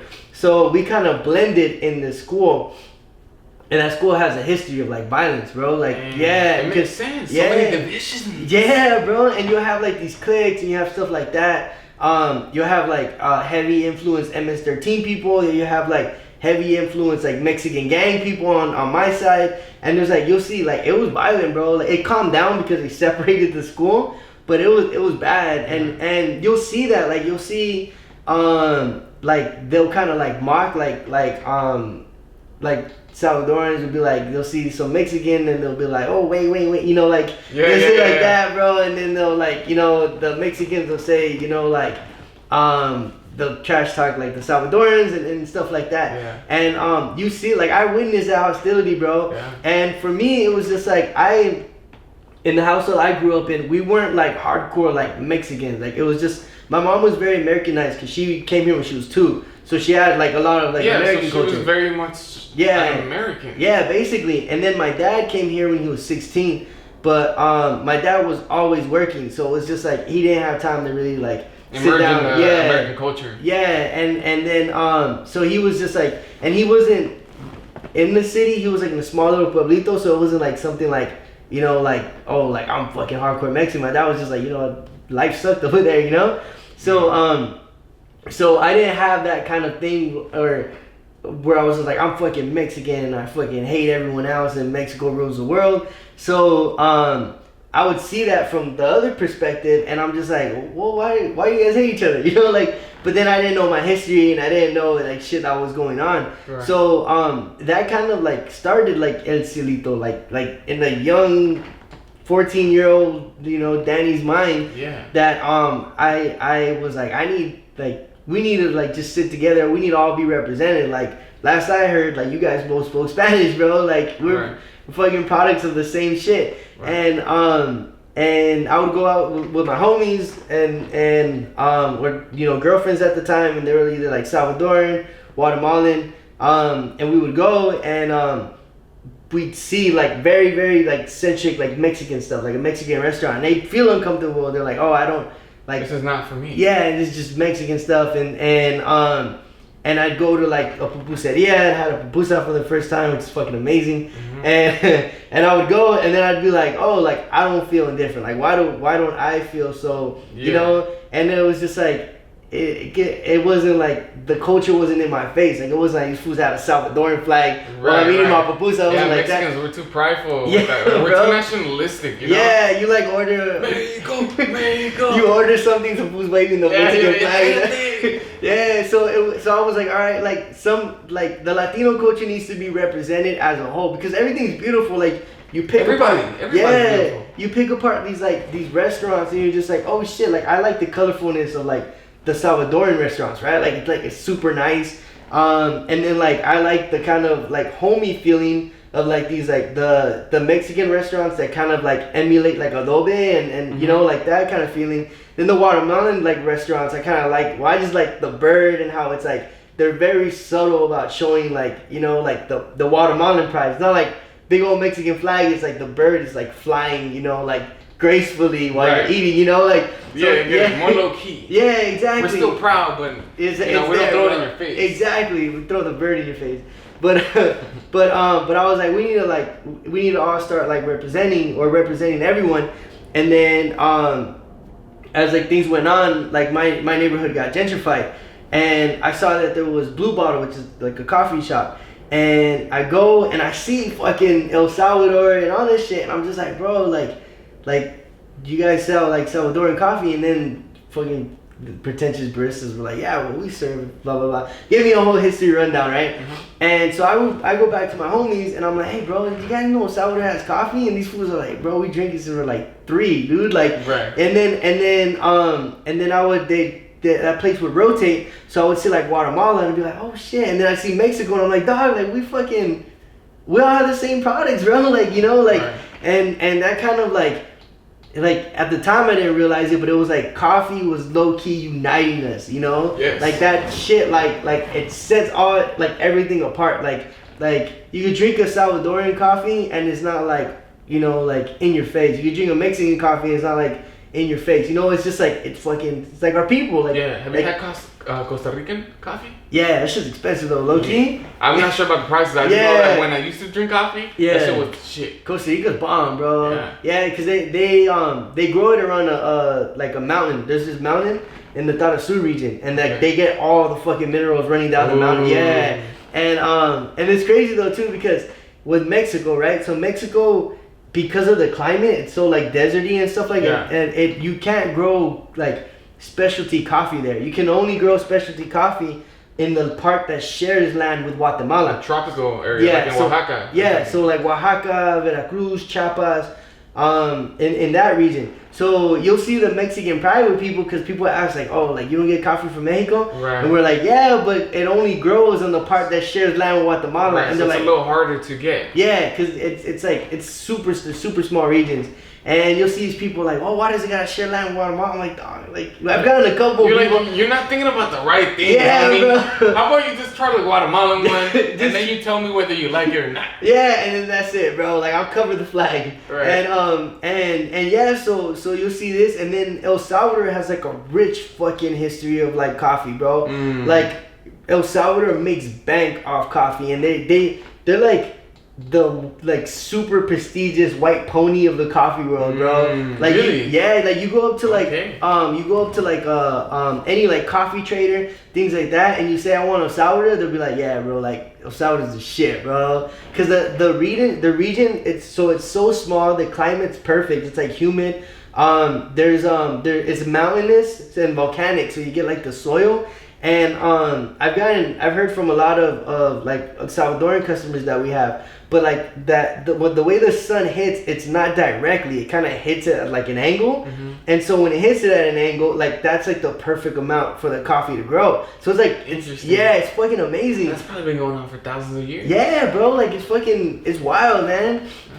And Guatemala grows super good super good coffee. Because of like they have crazy agro engineers, like those fools like geniuses, bro. Like Guatemala produces crazy engineers, man. Like, and it low key, it's like it goes back to like the history because a lot of Germans occupy Guatemala, and Germany has a culture of engineering. So like you see that. So it merges. Yeah, so you see the Mayan engineering and German engineering, and you'll see like every Guatemalan I know, like one that I'm working with. That fool's he's an engineer, space engineer for JPL, bro. Oh, yeah, and you're working with him in coffee? Yeah, I'm working. So he's doing both, like aerospace and coffee? Yeah, that's so cool. It's crazy. So the people that I work with, right? He helps produce the Salvadoran coffee because his wife owns the farm, and so he helps me with that, and he does the engineering, space engineering. And his wife, she's like a designer, like a crazy designer. So they're doing that and coffee on the side. That's so awesome. Yeah, man, it's super like the lives these foods have. Like it shows the Latino entrepreneurship. It just shows you that you too can continue to push for greater heights. Yeah, totally. I love inspiration like that. Yeah, bro. The Guatemalan farmer that I'm working with the Guatemalan Connect, so he's working, and then his wife is a teacher, I think. I forgot what school, but she somewhere in South Central, and they're doing that, and they're pushing like coffee like crazy, and I'm just like, bro, like, and then this dude, he goes to Guatemala, and this fool was able to round up the mayor of Freijanes to get an exporting license so that the Guatemalans wouldn't have to answer to the city. They can export for themselves and keep the money in their pueblo. That's fucking beautiful. So he did that, and then the Nicaraguan dude, this dude, like, that dude's super inspirational. So he has this business, right? Yeah. We started around the same time. He has this business. He has a plumbing business, a restoration business, and a construction business. Like, yeah. And it's like the Gary Vee of Nicaragua. Yeah, and it was crazy, bro, because he's I think his dad's from Argentina and his mom's from Nicaragua. And when I met this dude, I come into my coffee shop and I see this dude. This fool looks like the Paul Walker of Latin America, bro. It's like light skin, green eyed, and all that stuff. And they were like, "Oh, this guy wants," and they're like, "This guy wants to talk to you." And I was just like, "Oh, fuck, this fool's probably gonna like." He looked like a white corporate dude. I was like, "This fool's probably gonna try and do some shit." So I go and I talk to him, bro, and then he just goes, "Hola, me llamo Ernesto," and I was like, "Oh, what the fuck?" You're like, "Okay, I'm liking the vibe." Yeah, and I was like, "All right." So we sit down, and he gives me this gold bag, bro. Literally a gold bag. A gold bag? Yeah, he handed it to me. And he's like, "This is full of the coffee that I roasted. My dad owns a finca in Nicaragua. I'm trying to help him out over here in the States. Like, tell me what you think about it." And the coffee was super, sorry, Ernesto, but the coffee was super burnt. It was bad. And I asked him, I was like, how are you roasting it? And this fool invented, so he got a barbecue grill. And he put, you know those things that they use for the ping pong balls, like when they call them the lucky numbers? Yeah. He attached that and to roast coffee in it. And I was like, I love the ingenuity, bro, but you can't roast coffee that way. Right. And as soon as I saw that and I heard his story, I was like, dog, this fool's like one of a kind, bro. This fool's crazy. So we started working together, and I was roasting his coffee. And I roasted it like super well, and he like liked it, and he's like, "Bro, I need you to roast for me." He's like, "Fuck that," and we've been working together like ever since. But he has like that like hardcore Latino entrepreneur spirit. Like this fool goes to Nicaragua. But he's from the States. He's from the States, yeah. So no, he was born in Nicaragua. He came to the States, and then he goes like back and forth. Like he came when he was like 14, I think. Mm-hmm. Did he learn English? Yeah, he speaks it fairly well. And then the Guatemalan farmers, the Guatemalan connects. He grew up in Echo Park, like, so we connected through that. The Salvadoran farmers, she was born in El Salvador, he was born in Guatemala. So it's just, and then there's times where all these dudes leave. Like I'll get like text where it'll be like Kenny and the JJ and Ernesto, all the farmers, and like literally the same day they're like, "Hey, we're going to El Salvador, you want to come?" Or, "Hey, we're going to Nicaragua." Like I get invited to 3 countries at one time, and I'm just like, "Fuck." Like if I had another person, they could like, go. I'll send my son, bro. Take him. He feeds every 4 hours. A clone, right? Like clone myself, and I can be everywhere. Yeah, dude, that's beautiful, man. Like one of my greatest goals is to go through out of Latin America. Yeah, man. Just because I've always been so open to sharing my culture. Yeah. And I know for the most part a lot of people do like Mexicans. Yeah. It's usually a little bit because of that little Central American trauma that's happened. Yeah. But everybody else really loves Mexicans. Yeah. You know, so I feel like I can go anywhere, and because we do know the language, just kind of like share experiences, know each other, share music, dance, eat each other's foods, and like I'm really passionate about that. I haven't done it yet. Yeah. I haven't done it yet. I've just gone to Mexico like a million times. And I'm just like, I mean, I love Mexico, man, but I gotta go see everything else. Yeah. Chile, Nicaragua, El Salvador, Brazil. There's countless other countries, you know, and this is one of my biggest goals for that same reason. It just seems like such a beautiful experience. Yeah. And the cultures are like, it's crazy because like and it's crazy to see like the magic of our lands, right? Like like Ernesto, JJ, and Kenny, they're all the representatives of the farms. So they're obviously stressed out trying to make sales and working their other jobs and things of that sort. And you see it, and then they go back to Nicaragua, they go for like a week, and they come back and these fools are glowing, bro. They're not stressed out, like they're just like chill. And I'm just like, damn, bro, like cause you'll see that shit, and they'll send me pictures. It's like green and lush and like natural hot springs and all, and it's just like, damn, bro, like it's crazy, man. Like it's something for the soul, you know, like for sure. And then the culture, the food is like, the food's good. It's natural. Like I remember when I went to Jalisco, right? I forgot the name of the pueblo that my grandpa's from. Chapala? I think it's something like Tequi. I think you might be thinking about Tecuitetlan. Yeah, it's like a small. Yeah, so it's something like that. And I was staying there for a bit. Yeah, Tecuitepec, something like that. Who knows? So I was staying there, and my grandpa was like, "Oh, you want some birria?" And I fucking love birria, bro. That good stuff. So they make some, right, and I eat it, and like the meat was so fucking amazing. And like I told my mom, I was like, this is like, it's tender, like it's really good. And my mom was just like, yeah, they just killed the goat. And I was like, what the fuck? You're like, yeah, you got to remember. Yeah, but it's like you taste the difference in like food. Easy. Yeah, and you like can just the feel water. its organicness. Yeah, you know? The Jamaica is fucking amazing, bro. Everything like, is bomb, everything bro. tastes different over there. I was in Nayarit about 2 years ago with my girl and her family, and they were cooking some birria, and they had just slaughtered, everything, right? And you can see all the meat, and they're mixing it, and the way they make birria, as you probably already know, they dig a big hole in the ground, right? They dig a big hole, and then they put the fire, and obviously it's gotta be hot as shit. And then you put in the big, sartén with all the meat in there. Obviously it's gotta be nicely seasoned. And then you stick it in there, and then you put the tierra over it. Right? And then it's gotta be cooking for like hours, like 12 hours. That shit. And it comes out, bro, and then like the meat is like sliding out. Bro, that shit tortillita in the bottom. That shit amazing, bro. Boom! Yeah, that shit. And it's so trippy though, because like especially like when you start going to like the city, right? Like Guadalajara, or you'd go to like the inner parts of TJ, things of that sort. It would always trip me out because you go into a restaurant, right? I would go into a restaurant with my family, we would eat, whatever, and everyone's speaking Spanish, which is not that crazy because we all speak Spanish, even like in our households and here. So it's just like everything feels so like regular, and then you step out and you're just like, fuck, I'm not in California. Like, you know, like there's like that feeling, and it's like it's super crazy. Like it happened to me all like the first day. We like touched down and stuff like that, and I'm just like, gracias, whatever, like tip the server and stuff, and I leave and I'm just like, fuck, like it's like and it's so, because like Spanish is just like a comforting thing, so it feels like home wherever. I was gonna say, every time I'm in Mexico, it doesn't matter where, I feel like I'm at home. Like you just feel like, and like I like they see me and they don't see anything other than a Mexican. You know what I mean? Like they don't really think I'm like American. You know what I mean?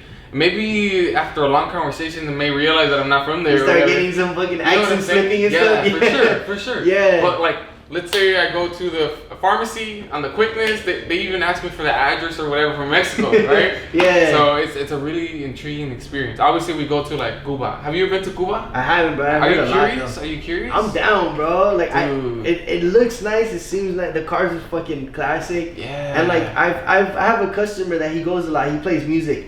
So he works with a lot of like bands and musicians out there, and he said it's just like there's still like the kind of like the revolution like in the climate, bro. Like you start feeling the after effects. Like it's like lingering. Like you still feel like some tension and shit, bro.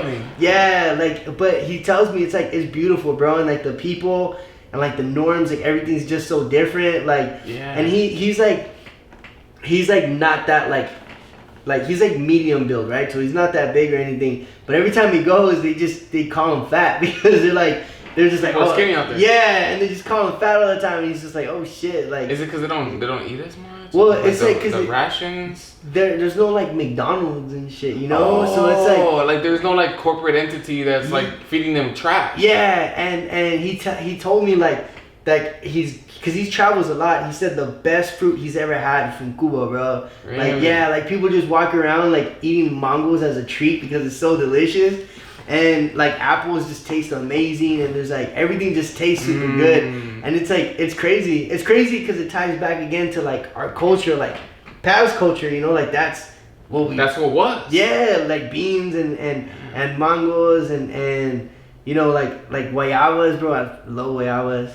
And you start like you realize shit like we never lost our touch with nature, you know. We never did, because the moment that you're introduced back to it, there's this innate like connection to it. Totally, you're bro. Just like, dude, I love this. And I was the same way, bro. When I was a little kid, like fruit was like my passion, bro. Whether it was sandia, mangoes, guayabas, it was just like, I love this. Just walk around eating a big ass watermelon, bro. And that was exactly who I was. And then I obviously, I got introduced to the pulparindos and other things, and I was like, damn, this is kind of good too.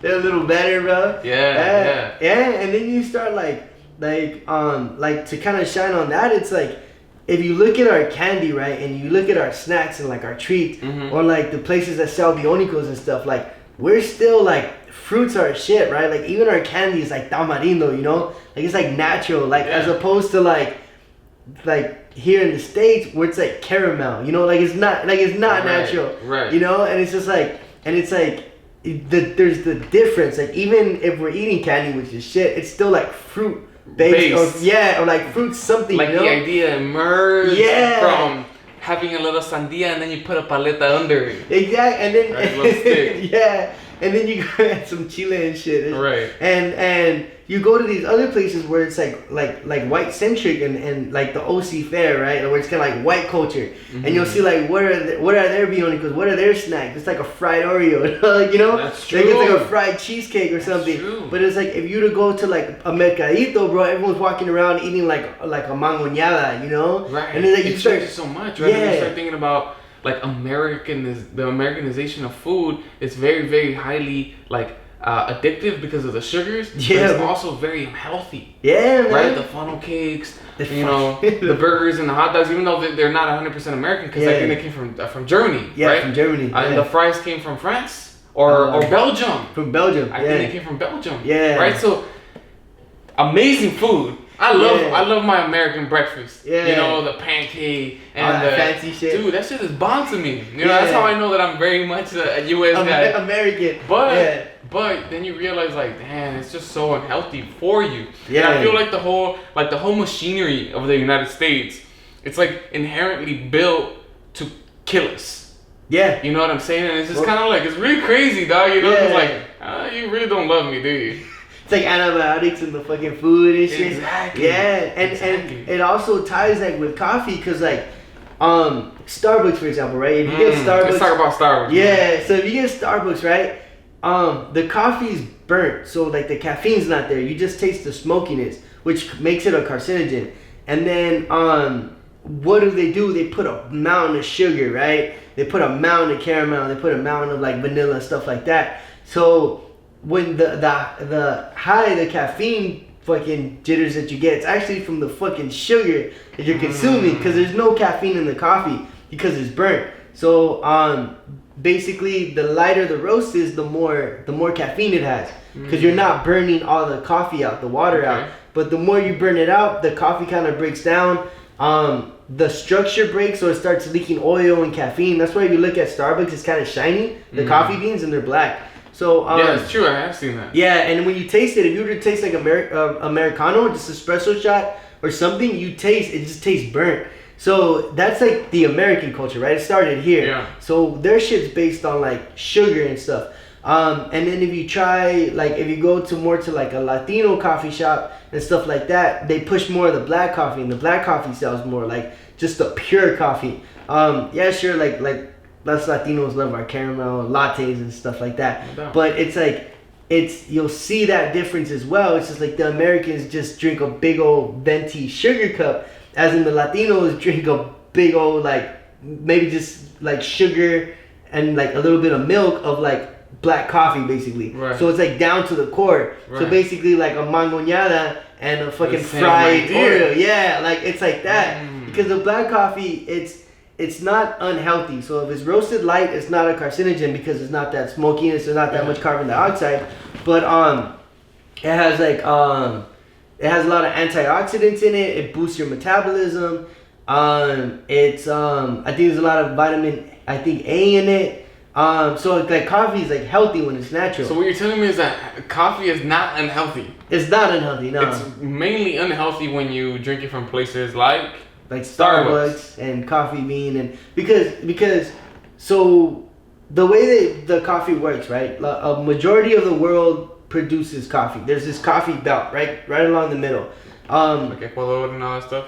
Yeah, so around there. So it starts at like Oaxaca, like, and then it goes all the way down to like the bottom of Colombia. No, the bottom of Brazil. And that's the belt all the way around. And that's the belt all the way around. So it goes through Indonesia, Africa, all that stuff. Okay. So there's places that just like anything else, there's places that put work and care into their shit, and then there's other places that coffee just grows like a weed, so they sell it. Like it just grows anywhere. So Indonesia is one of those places, and Starbucks gets their coffee from them because coffee Little is smart fox. Yeah, coffee's super cheap, right? Super cheap, which is why the farmers can't make money. But if it's just so widely available. Yeah, and if you go to like the specialty coffee and where there's been care into it, obviously it's gonna be a little bit more expensive. Labor. Yeah. So the thing is, I like to compare coffee to steak, right? So fair enough. If Starbucks is buying steak from a fucking super shitty butchery because it's cheaper, they're not gonna want to tell their customer like, hey, you're gonna want to try this medium because this is some good ass steak. Like, they know how to hide it, so they're gonna cook it well done, and they'll be like, it tastes like steak, right? And people are like, yeah, it does, and that's it. Like that's what they're do. And as opposed to like if you go to a higher net restaurant where some dude sourced the meat out and made sure it was good, he's gonna do the best he can to be like, you don't want this well done. Like, you want the juiciness, you want to taste that. So same concept with that. Like, Starbucks doesn't tell you where their coffee comes from. They just say like, or McDonald's, for example, they just say 100% Arabica, and you see 100% and you see a word that you don't know, but you're just like, it's associated with coffee and it's 100%. Like, I'm gonna buy it, you know? Yeah. And Arabica coffee is just saying like 100% steak, bro. Like, not like. Well, yeah, like your thanks, it's coffee, right? Yeah, exactly. So it's like super generic. It's basically what the varietal is. It's like you know how there's different apples. Let's say so a grocery store has super cheap shitty apples and it's just 100% apples. Yeah. You know, like. You're like, thank God it's just an apple. Yeah, exactly. So that's how they do it, and then they burn it, and then because these people, customers have this like intuitive sense where like if it tastes burnt and if it tastes strong, then it must be strong, right? Like whiskey, if it tastes fucking strong, if it burns, tequila, if it burns, and that's gotta be good. Yeah, so the same thing with coffee. You're just like, oh shit, this tastes like fucking smoke. This must be amazing. And then that whole pseudo shit happens. Like, right, and it's obviously hot, plus the sugar, plus your own little milk and everything. And all that shit. And not only that, but then you become accustomed to it, right? Yeah. Like, imagine all the people in America that drive to McDonald's every morning to get their little $1 coffee a day. Yeah. Of course, like, now they get accustomed to it. Yeah. And their brain even starts to like it. Yeah. But they've never had this. Yeah, like they never had, and it trips me out because, like, people need to drink better coffee, because that's when it starts getting like bad for their health. Because what ends up happening is when you like if you take a second or take a day to just go to Starbucks, right, and you look at that coffee, the coffee beans that they have in the hopper in the grinder, and you see it, it's like, would you want to put that in your body, bro? Like, it's like it's black, it's like oily, it's like the plastic that's holding it turning yellow. You know, it's cheap. Yeah, it's cheap, and it's roasted to hide that cheapness, to just taste smoky. So when you try like coffee like that's been like labor intensive and that people put their heart into it, it's like, oh shit, like it goes down smoother, like it just feels better, like you feel the real energy. Like I've had friends come by and they're like, I drink Starbucks. I can handle coffee. I give them a little 12-ounce fucking cup of like the Nicaragua. Bro, these fools are like fucking sweating. They're like fucking yelling when they're talking. They're like, what's up, bro? Like, you know, like they don't even know they're like yelling, and they're just like, oh, they fucking text me. I didn't realize I was so like energetic. Yeah, and then it's like, that's what happens, because what people, when they drink Starbucks, they get the sugar rush. And so we, as a specialty coffee people, have to deal with the repercussions of that. Because people come in and they're like, I don't drink coffee because I get a really bad headache or a really bad crash. And we're like, nah, bro, you got to crash from the fucking sugar, bro. Like, you didn't get a crash from the coffee because there's no coffee in it. Right. You know, like there's smokiness in it. And so that's what we deal with. Like, drink this. And like, you won't get a crash. Like, you just gotta stay hydrated, because then you get a hangover from the coffee. You do. Yeah, because coffee. It's. But I mean, if you have 1 cup, it's like into a beer. Right? Yeah, like, you're good. You're gonna be hungover from that. Yeah, you're good on that. But it dehydrates you. Yeah, because it's a diuretic. Okay. So it's like it'll pee that shit out. Yeah, right. Like crazy. Yeah. Yeah, but you can smell that coffee. That shit's amazing. You know what? I'm definitely gonna try it. And to be honest, bro, I haven't drank coffee in years. And the reason for that is just a personal like thing. Yeah. It was the year 2015. For sure. I'm in Chicago, right? And I'm organizing labor. I'm working for a worker center, and I'm out here fighting for the people, all this shit, right? Yeah. So everybody's drinking coffee. And then, well, so am I. Yeah. And at that time, bro, we were just doing just straight up black coffee. Yeah. And I started liking it. Yeah. Like, cause I was like, okay, it was a little bitter at first. I put a little bit of sugar, and then I was like, perfect. Yeah. And then it'd wake me up and give me that boost, right? But here's what happened. At the end of the day, when I was on the train back home, trying to write my reflections of the day and reading my little books, I'd be like, why do I want to die right now?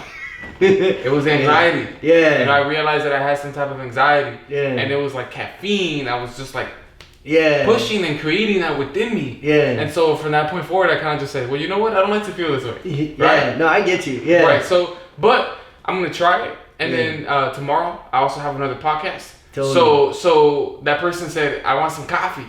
So I'm like, hey, dog, you're loaded, I got you with some good stuff, dog. So I don't want to hear no damn excuses. But if there is a couple, final last words that you would like to tell the audience, what are a couple things that you would like them to know? Just support your local Latino, man. Like there's a lot of like Latino entrepreneurs out there pushing it, trying to do good, trying to provide for their families, as cliche as it sounds, because it's super real. But just support, man. Support your local panaderia. Just do your research as well, like as we discussed about like the Frida Kahlo, all the way down to the coffee. We have the world in our pockets, in our cell phones. It doesn't hurt to do some research. It'll do you good, and you'll be happier for sure. Right. Where can people find out more about you? Yeah, so on the Cielito Instagram, we'll get some more genuine followers, bro. But it's at El Cielito Cafe. There's the Cielito website, elcielitocafe.com. There you can see like the videos we post, like the cuppings that we have where you can come and meet the farmers, all that fun stuff, all the community events that will be posted there. What's next for El Cielito? So I'm working with the Salvadoran farmers to open up a Salvadoran coffee shop. So it's gonna be an all Salvadoran coffee shop, and it's gonna be catered to El Salvador, the culture, the coffee, and led by Salvadoran farmers. So like, much more authentic do you need? Right. You know? Right. Yeah. Well, thank you very much, Thank you, bro. Daniel Olivares, for showing up today and supporting myself, supporting the channel, guys. I hope you really gained something insightful from this episode today. I will catch you guys next time.